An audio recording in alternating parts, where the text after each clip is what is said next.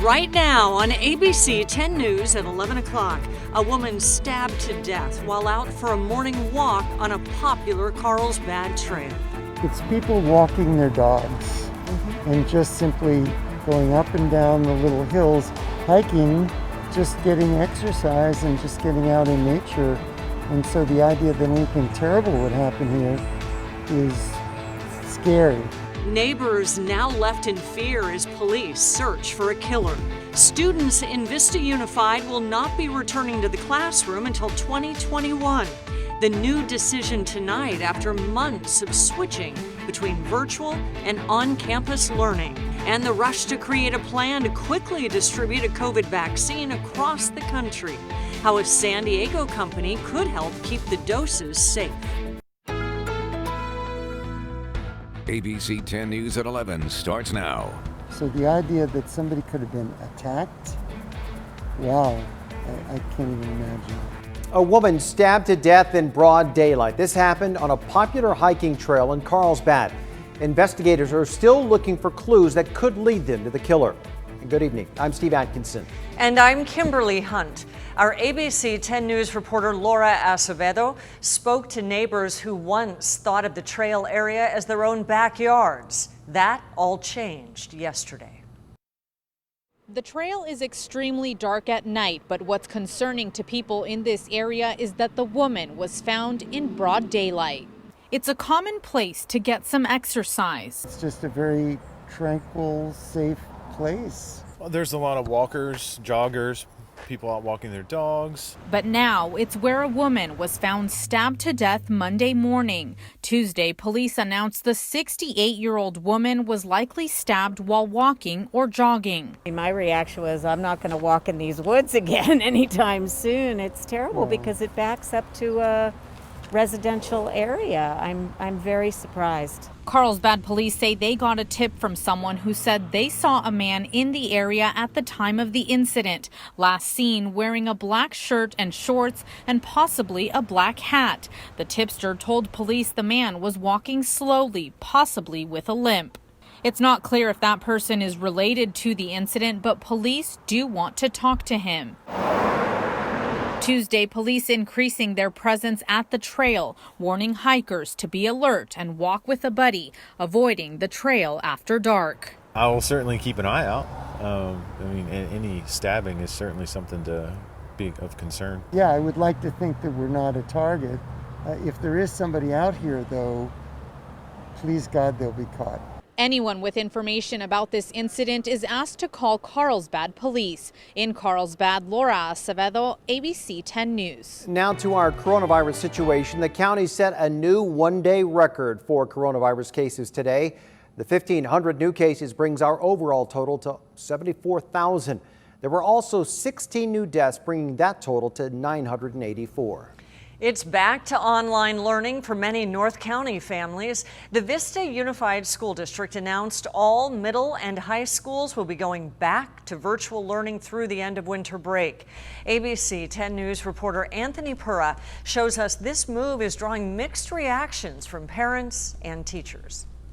Some parents say their kids just simply cannot get the same level of education virtually. Meanwhile, the Vista Teachers Association calls this a responsible move.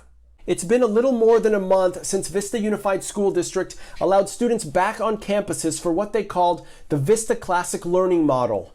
On Tuesday, the school announced its middle and high school students will have to complete the last 3 weeks of instruction in virtual learning. The latest community update on the district website said the move was due to a rise in COVID-19 cases locally and nationally, adding, while Vista Unified has seen no evidence of the virus spreading within the school environment after 26 days of instruction in the Vista Classic Learning Model, the impact of the virus within our community is causing staffing challenges for teachers, instructional assistants, custodians, and other employees. So my kids are very sad. Mass Nosegard has 2 kids that go to middle school in Vista Unified. He wants his kids in the classroom because he says they have a hard time being engaged through virtual learning. My greatest fear as a parent is it's killing his joy of education. And I need to rely on that, and he needs to rely on that for the rest of his life. I think it is the responsible thing to do at this time because we're about to enter a holiday where students are going to be traveling and then returning to situations where they can't social distance. Carrie Avila is the president of the Vista Teachers Association. Since reopening, the district has said that students' desks will not be 6 feet apart, and classes can have as many as 38 students. A number of positive COVID-19 cases have popped up since reopening, leading to schools pivoting to virtual learning for a short period. Avila believes the district needs a different plan moving forward. Vista Teachers Association is hoping for is a plan that keeps our schools open sustainably. The school board has a meeting scheduled for December 15th. They're expected to revisit the situation then and discuss any possible adjustments for the second half of the school year. Anthony Pura, ABC 10 News. The move only applies to middle and high schools. Vista's elementary school students will continue with in-person learning. Mixed feelings tonight on whether the Sweetwater Union High School District should reopen its schools for in-person learning. Many parents and teachers say the district should not reopen until the pandemic is under control. At tonight's school board meeting, the board approved modifying the July 2020 reopening plan metrics. Staff also made several recommendations for the reopening plan, including the thresholds for progressing to phase 2. 4 criteria must be met first, including an average case rate in the district that is less than 200 for 2 weeks. In just the past 24 hours, more than 2,000 Americans have died from coronavirus. The number of cases and hospitalizations is also climbing, and there are serious concerns that this surge will only intensify as millions travel and plan indoor gatherings for Thanksgiving. Dr. Anthony Fauci says we could see devastating ripple effects leading to Christmas. The travel, the congregate setting, not wearing masks, the chances are that you will see a surge superimposed upon a surge. Right now, 88,000 Americans are hospitalized with COVID. California is seeing a dramatic rise in COVID-19 hospitalizations as well. The state's Health and Human Services Secretary says as of today, COVID-19 hospital admissions, they're now up 81% over the last 2 weeks. ICU hospitalizations, they're up 57%. The state moved 7 counties into more restrictive tiers just today. There are no California counties left in the yellow, least restrictive tier. It's being called the biggest fraud of taxpayer dollars in California history. District attorneys from across the state say California inmates have gotten hundreds of millions of dollars in pandemic unemployment benefits. The inmates who allegedly received fraudulent benefits include death row inmates and many serving life sentences, and that includes San Diego native and wife killer Scott Peterson, as well as Susan Eubanks, who was convicted of killing her 4 sons in her San Marcos home in 1997. There's been 133 death row inmates that have claims in their names. 133. There's over 700 people on death row. The Sacramento County DA says the inmates were able to file claims using real names, addresses, and social security numbers, along with fake names, including John Doe and Poopy Britches. Investigators say 20,000 claims have already been paid. Some of those claims were filed by the inmates' friends and family. Governor Newsom is ordering a task force to be set up to help with the investigation. President-elect Joe Biden is not wasting any time initiating his formal transition. He is now in discussions to receive classified briefings just a day after the Trump administration unblocked his access.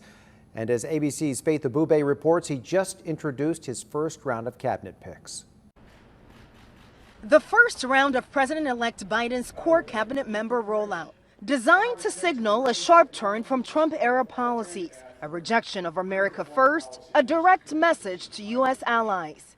It's a team that reflects the fact that America is back, ready to lead the world, not retreat from it. Among them, nominees set to make history.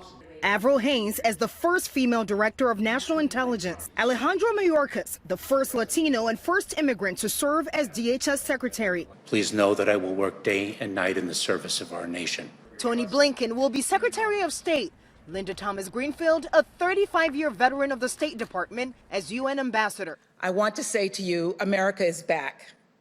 Multilateralism is back. Diplomacy is back. Biden also adding former Secretary of State John Kerry to his National Security Council in charge of climate issues. President Joe Biden will trust in God, and he will also trust in science to guide our work on Earth to protect God's creation. And now with the green light from the General Services Administration, Biden could receive his first presidential daily briefing in the coming days. They've been very forthcoming, offering all access, and so we're going to be starting those on a regular basis. Biden has largely ignored President Trump's failed attempts to overturn the election results. And in a surprise 64-second briefing at the White House, the president addressing neither the election nor the surging coronavirus pandemic, instead taking credit for a rally on Wall Street. The stock market's just broken 30,000. Never been broken, that number. That's a sacred number, 30,000. Meantime, Pennsylvania and Nevada today joining Georgia and other swing states in certifying their results. Faith Abube, ABC News, Washington. Also tonight, Axios is reporting that President Trump plans to pardon former National Security Advisor Michael Flynn. He pleaded guilty 3 years ago to lying to the FBI about his Russian contacts. A pardon would take the matter out of the hands of the courts and a Biden-controlled Justice Department.